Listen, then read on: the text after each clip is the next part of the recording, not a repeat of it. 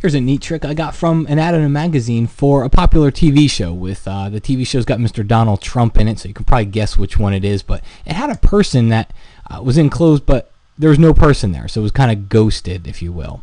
And I just thought it was a neat thing to try to recreate here.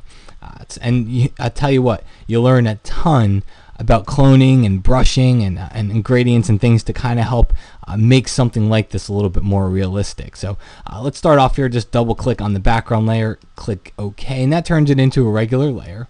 Now I'm going to zoom in on just the hand down here. This is going to probably be the hardest part. All right, and I'm going to take my clone stamp tool and make sure I have all layers selected up in the top layers palette here. And let's create a blank layer to work on, because that means that we can kind of keep it all separate. And the first thing that I'm going to do is just take my quick selection tool and let's just select as much of the hand as we can here and hit the backspace or delete key and delete it. And then we'll click on that blank layer here and use that clone stamp tool. And what we want to do is just fill in as much of this area as we can. So just going to do some pretty large brush strokes at first, and then we'll kind of hone in and clean it up in a second here. Okay.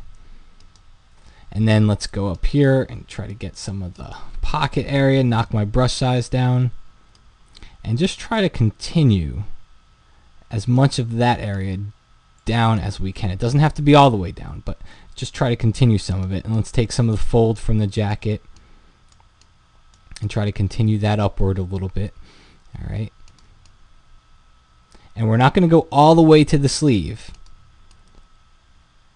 And you'll see why in just a moment here. We don't have to go all the way to the sleeve because we're going to start to fill that in.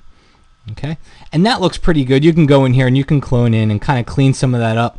But honestly, folks, you're really not going to see it in the final image here. It's not something that we're going to be concentrating on. So you can try to go in and clone out. Here, I'll do it really quick. There's just one area that's bothering me. There we go. So that kind of looks a little bit better. Now, what I'm going to do here is grab my elliptical marquee tool and just make a elliptical selection. And let's zoom in again on that area here. And if you right click inside the selection and choose transform selection, you can move this guy around, you can rotate it, and what I'm going to do is just put it right over the sleeve. Okay, maybe even make it a little thinner. Alright, and then you can rotate it around some more if you have to. Alright, and that looks pretty good. Back out a little bit, and now I'm going to take a brand new layer here, just create a brand new blank layer, take my gradient tool and just use the default black to white gradient and just drag it straight across here.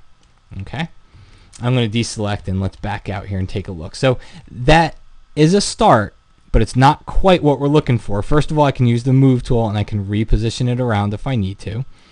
Okay, but it still just looks a little bit too fakey, so I grabbed the burn tool and I just came down here and I just kind of burned it in a little bit. Okay, just to kind of darken it up. Okay, and that looks a lot better.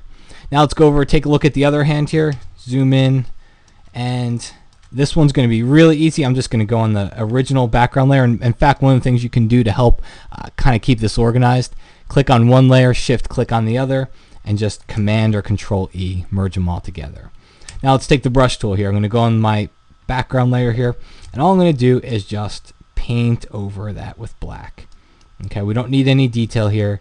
This is going to be hidden inside of that sleeve, so I can get away with just painting it over and just plain black. Okay, not always. You might have to use the same technique that I used on the other side to just grab a black and white gradient and fill it in with that. Make sure you do it on its own layer, and that way you can kind of blend it in. But I think for this example, just painting it over with black works just fine. Let's back out and take a look. All right, good. So we got rid of his hands. Now let's get rid of his head. All right. First, we'll take the lasso tool, and I'll start off here and just try to lasso as much of it as I can. Okay. And I'm going to sample the background color here with the eyedropper tool, and then I'm just going to fill it in with that background color. I know there's edges around here. We're going to take care of that last. And then the next thing I'll do here is take my brush with that same background color. And you've got a couple options here. Personally, you could try to recreate the collar going all the way around, and personally, it gets a little bit too scary when you just see no head there. So it's okay to have it look a little bit odd that there's no collar there, because kind of people settle in and know that it's fake. But when you have absolutely no head there, it kind of looks a little too scary for me. So all the ones I practiced with, I wound up just going this route. Okay, and just kind of paint in the background. Alright, and again, we're going to take care of the lines and the things that don't quite match up for the background. And don't forget to use your left and right bracket keys here, and that'll just get in there. And resize the brush. But one more time here, a little too much, just get along the edge. And there we go. Okay, and then I can get rid of this little spot over here too. Alright, looking good.